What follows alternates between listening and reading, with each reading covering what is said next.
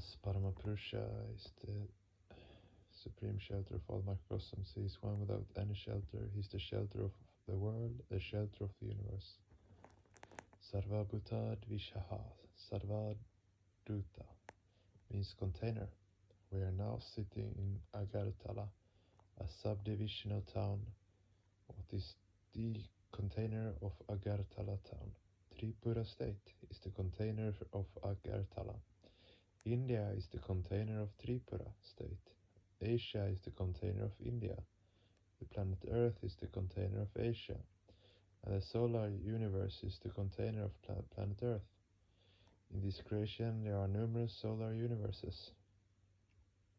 Paramapurusha is the container of all these containers. Hence he is called Sarva Bhutadi Vasa. He is the witnessing entity. He is witnessing each and every object, each and every phenomenon. Nothing is unknown to him. Apani paro yavano grahita pasyatya shakshu su ushrino karnaha saveti vidyam nasha tasyasti vitta tamahura griyam purusham mahantam. He has no feet, yet he moves everywhere. He has no hands, yet he accepts that which is offered to him with reverence. Pashyatyakshakshu. He has no physical eyes, yet he witnesses everything around him. Sarnotya kanaha. He has no ears, yet he hears each and every sound. Saveti vidyam nashatasyati veta. Whatever was known and whatever will be known are all known to him, yet none can know him. At best, people can only acquire superficial knowledge about him. Unfortunately, those who do acquire little knowledge often become proud and vain. It is shameful to see that the microscopic fraction of knowledge about him make people blind with vanity. It is impossible to know him fully.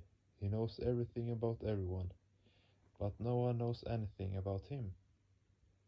Human beings are advised to only do Hari Kirtan on the Lord, Kirtanya Sada Hari. Human beings should always think of him. They should always praise him. They should always sing and dance in his name, and make others sing and dance in his name too. Other human powers is extremely limited. Human beings only possess a limited number of small nerve cells within a tiny cranium. How weak they are. Paramapurusha is the only permanent entity. All other entities are transitory. They exist today but are gone tomorrow. No one can maintain a permanent existence. Ashtagiri Rayaha Sapta Samudra Brahma Purandara Ninayaminya Natvam Naham Niram Vyartam Kimartam Kriyate Shokam Takpuna Bai Takpena Kyu Takpena Bai Kitshu E Ananda Yaure Shale Kaler Pichu. We won't be here forever. No object will remain here for long. Move on happily, following the footprints of eternal time. Try to understand this supreme truth. If one wishes to achieve something permanent, if one wishes to remain for eternity, if one wishes to attain lasting peace and happiness, one will have to come within the supreme shelter of Paramapurusha. To delay in this endeavor is to waste one's valuable time. Paramapurusha is the non-attributional entity, Nirguna Sata. Does the word Nirguna mean that he is devoid of qualities? No, on the contrary. He has so many qualities that they cannot be counted. Hence he is called Nirguna. Prabhumi Samin Shama Shesha Gunam. O Lord, you are the controller of all, but no one is your controller. We are unable to fathom your countless qualities. What better word can we use to describe you than Gunahina? In the world, there are so many gods and goddesses, major, minor, senior, junior, good and bad, etc. Some gods demand worship from mortal people and threaten to punish by infecting them with disease if they refuse. They inject a fear complex in order to exploit. This cannot be allowed to continue in the second half of the 20th century. Human beings should move towards Paramapurusha with their deepest and most heartfelt love and devotion for him. They should not worship him out of fear or with primitive beliefs. The rationalistic mind of the 20th century is no longer the ignorant mind of the past, which was tricked with false logic. Nor will we allow that to occur. He is Nirguna, due to his innumerable qualities. Human beings must move towards him, the non-attributional entity. If they wish to solve their problems, human beings should direct all their life's longings and urges towards the Supreme One, and not towards the manifested entities. If the mind is directed towards multiplicities, all the psychic potentialities will be scattered like a packet of mustard seeds.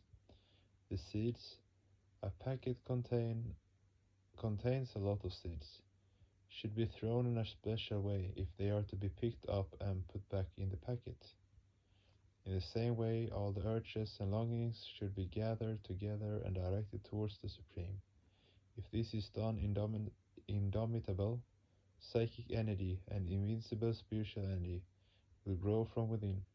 This will enable people to solve all the world's problems, economic, social, cultural, big and small.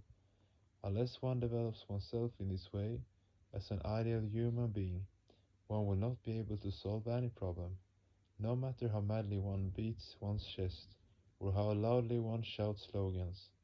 The solution should be commensurate with the problem, just as the prescription should, should be commensurate with the disease. The present world is plagued with numerous problems. To solve these problems, we need ideal men and women who are highly evolved from within, strong men and women whose lives are based on the solid foundation of spirituality. In the absence of such people, the problems will remain unsolved. That is why I say, concentrate all your love and devotion, consolidate all your psychic propensities, and channelize them towards the Supreme One. Don't allow them to flow towards any other direction, towards any other object. 29th of November 1970 DMC, Agartala.